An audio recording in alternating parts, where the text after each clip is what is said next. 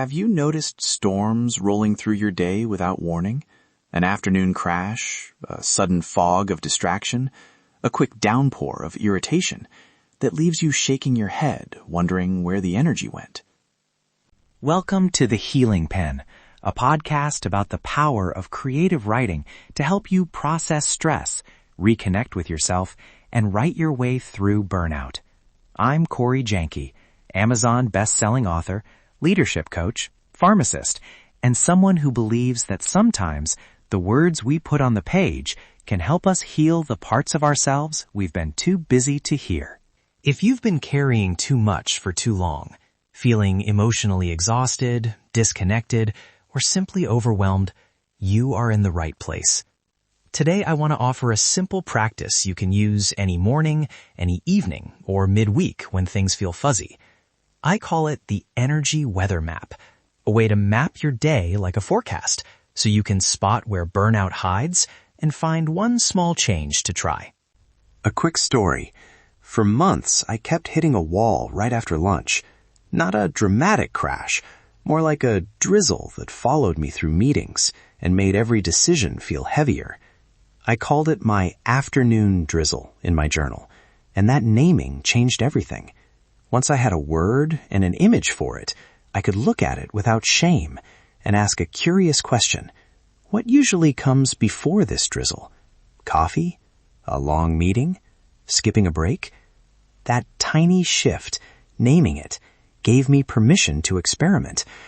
I started taking a short walk after lunch, and sometimes I shifted a few meetings to the morning. The drizzle didn't vanish overnight, but it stopped surprising me. It became a pattern I could respond to, instead of a mystery that drained me. That pattern is what this practice helps you find. One reason burnout can feel so impossible is that it rarely shows up as a single dramatic event. Often, it's a collection of small weather systems across your day. A gray patch here, a sudden storm there, a persistent high-pressure zone of over-responsibility that wears you down. You may feel tired, irritable, forgetful, or just flat, and it's hard to say why. The energy weather map turns vague feelings into visible landmarks on the page so you can take gentle action. Here's the core idea. Describe your day using weather metaphors. Give each hour or block of time a weather label and add sensory detail. The metaphor does two things. It softens judgment by creating a gentle frame, and it forces specific language, words you can use to spot patterns. Some categories I use are storm, drizzle, fog, clearing, high pressure, and window of sunshine. Let me explain each one briefly. Storm, a surge of emotion or overwhelm that knocks you off course. High intensity, hard to think. Drizzle, low-grade fatigue or simmering irritation that lingers and saps decision-making. Fog, distraction or brain fog where tasks feel fuzzy and time slips away. Clearing, moments that restore energy, even small ones, like a conversation that lands well or a quiet 5-minute breath. High pressure, a long stretch of responsibility and busyness that keeps pressure on you. Window of sunshine, a brief, clear, bright moment that feels replenishing. When you use these images, you're not labeling yourself as broken. You're mapping conditions that can be named and changed. Now I want to lead you through a short, time-boxed practice you can do right now. You'll need a pen and a page or your notes app. Set a timer for 10 minutes. I'll give you the steps, and then I'll count you in. Step 1. Draw a simple horizontal line across the page and mark the main parts of your day. Morning, mid-morning, lunch, afternoon, late afternoon, evening. Don't worry about exact times. Step 2. Above each section, write one weather word that feels right. Storm, drizzle, fog, clearing, high pressure, or sunshine. Step 3. Under each weather word, write 2 quick details. A sensory note, what you heard, tasted, felt in your body, and a likely trigger, what happened right before it.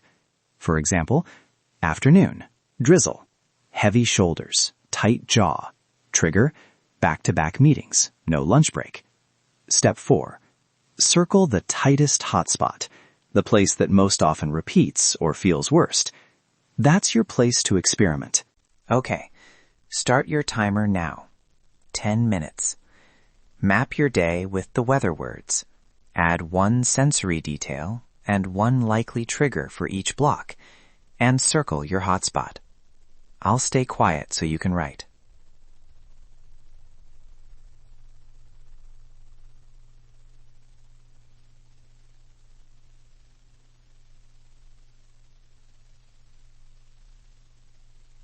If your mind drifts, return to the image of the weather.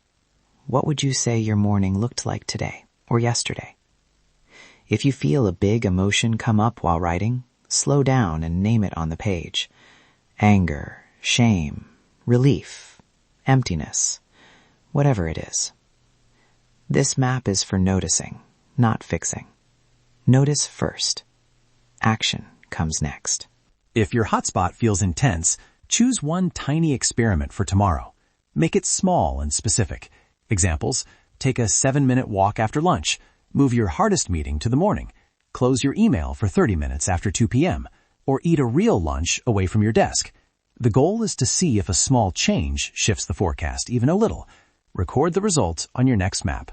A quick caution. Mapping can surface strong feelings. If something heavy comes up, pause. Breathe. If you need support, reach out to a friend, a coach, or a professional. This practice is meant to be curious and kind, not invasive or shaming. Treat your map like a weather report, not a verdict. Before we wrap, one small encouragement. Maps are tools, not judgments. The point is not to make yourself wrong for where the storms are. The point is to see them clearly so you can do experiments that matter. You don't need perfect words. You just need honest ones. If you tried the energy weather map today, thank you for taking that step. If you didn't, that's fine too. Come back to it when you're ready. Try one tiny experiment tomorrow and notice what changes. Tiny shifts compound. If today's episode gave you something to think about or something to write, I hope you'll subscribe, share the show with someone who needs it, and visit thehealingpen.com to download a printable energy weather map and a short guide you can use over the next week. If you want deeper support or more prompts, head to CoreyJonkey.com. If you want a better life, you have to write yourself a better story. Thanks for spending this time with me on The Healing Pen. Remember, you don't have to have everything figured out to begin healing. Sometimes clarity comes after the writing, not before it.